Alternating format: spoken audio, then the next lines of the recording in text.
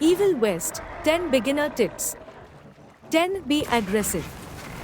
The first, simplest, and best tip for Evil West you can have is to just be aggressive. Whilst you may have 6-shooters and other cowboy gadgets, punching things really hard gets the job done so much faster and easier. Diving headlong into combat with your handheld steampunk power fist is also pretty much necessary against some enemies.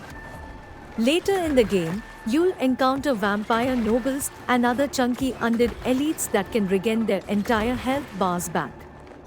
So battering them into bloody chunks before they can do this is paramount to preventing the blood-sucking hordes from overpowering you. 9. Follow the silver chains.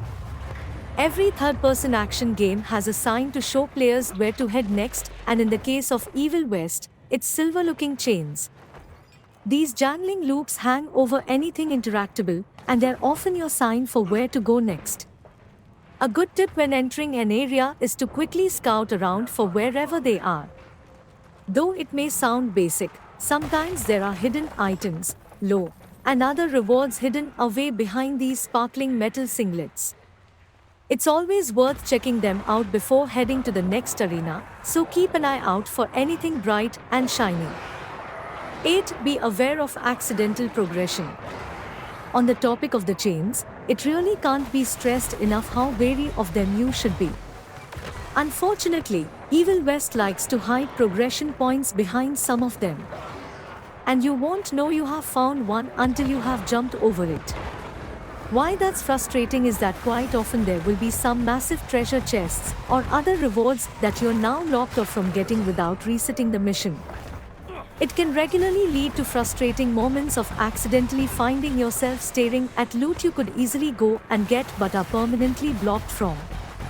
Luckily, you can sometimes guess which chain is progression and what isn't, but just take a second to check each one before you dive over or climb up them. 7. Find the combo that works. There are a lot of combo mechanics in Evil West, and it's very easy to just walk into a brawl swinging the same basic attack over and over. Whilst this can be effective, you should really mix it up with some combos. There is a lot to mix and match with some fairly easy inputs, but it's recommended you find one that works for you. As an example, a good opener is the hero punch or zap dash followed by an uppercut with a zap slam or revolver juggle into another uppercut. You can loop most small enemies into this and lock them from getting any hits on you pretty easily, but finding the timing can take a bit of practice. Tinker with your fight style and you should find the combat pretty easy if not borderline breakable at times. 6. Upgrade your guns. A cowboy is nothing without his firearms, and whilst your 6-shooter and lever-action rifle are great in the beginning, you definitely want to keep them upgraded. Initially, they're mostly used for dealing with ranged threats, extending combo strings, or doing minimal puzzles. But as you go on, you'll need to rely on them a lot more. Evil West can throw some pretty chunky enemies at you, and being able to whittle them down when you're taking a breather from melee can make all the difference. When you're able to add the energy upgrade to your revolvers and rifle, it's recommended that you do. It's a little pricey at a few thousand credits per upgrade, but it significantly buffs their damage and adds things like charged shots and chain lightning. So it's quite a beefy boost. 5. Prioritize targets. There is a fairly robust army of undead ghouls and monsters from folklore to fight with as you go through Evil West's story. They all have fairly unique forms of attacking you, and it can turn some arena fights into long drawn-out brawls where you're constantly fighting to just survive. Prioritizing which creep to attack first will make all the difference if you're finding yourself struggling. Though focusing on one target may seem obvious, it's harder in practice with how Evil West handles enemy encounters. In that it pours everyone on you at once in a huge dogpile where they all attack at once. So often you'll be taking hits from absolutely everywhere, and with how some moves can absolutely decimate your health bar, finding which ghoul to go after first is key. A good tip is to hit sharpshooters and ranged goons first, then the larger brute boys, and finally the resident elite or mini-boss. 4. Don't murder all the minions. To dwell on the topic of monster minions for a moment. In the heat of a fight, especially against certain mini-bosses, a good tip for Evil West is to keep a couple of basic minions alive as you dodge around. It may sound odd, but they can be pretty beneficial in a number of ways. For starters, they can be used to harvest health or energy at a moment's notice if you're running low. But more importantly, they can be used for emergency escapes. Since your movement speed is pretty slow and lumbering, and because the dodge roll is so short, being able to zap dash and essentially warp to a hafted or weak minion away from a high damaging monster that was about to smack you can be an absolute lifesaver. 1 or 2 basic undead is usually enough and too low a threat to cause any problems, so try to keep a handful around until the end in some of the game's tougher arena fights. 3. Utilize the iframes on dodging.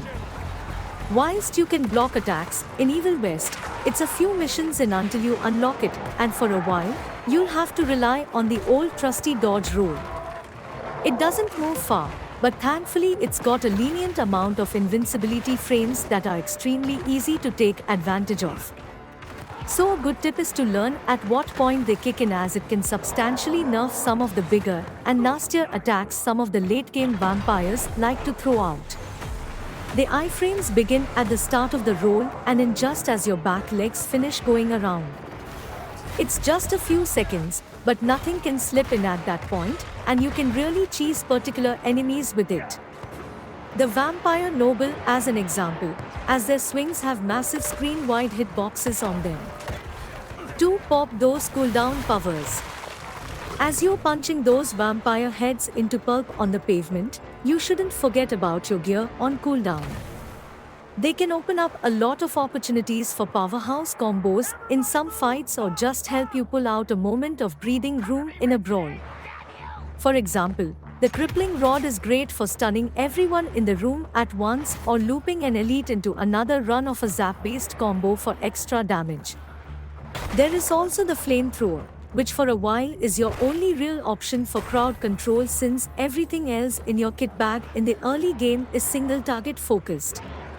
They recharge fairly quickly, even faster if you're landing hits in melee, so use them often and at the right moment if you want to breeze through Evil West. 1. Everything can be brute forced. One final tip for Evil West worth taking away is that every fight in the game can be brute forced. There are no grinding up stats, no revisiting areas for more gear. It's all just down to you and your ability to punch faces. So as a tip, if you're struggling with a particular arena, you just have to dodge more, cheese harder, and punch better. Please don't forget to like, share, and subscribe. Checkpoints are fairly forgiving and load times are fast, so you slam against progression blockers repeatedly fairly quickly in just a few minutes. You can also respec your skills if you're having absolutely no luck, but honestly the best tip is to brute force fights until you win. Whether that's through ranging them out with your sidearm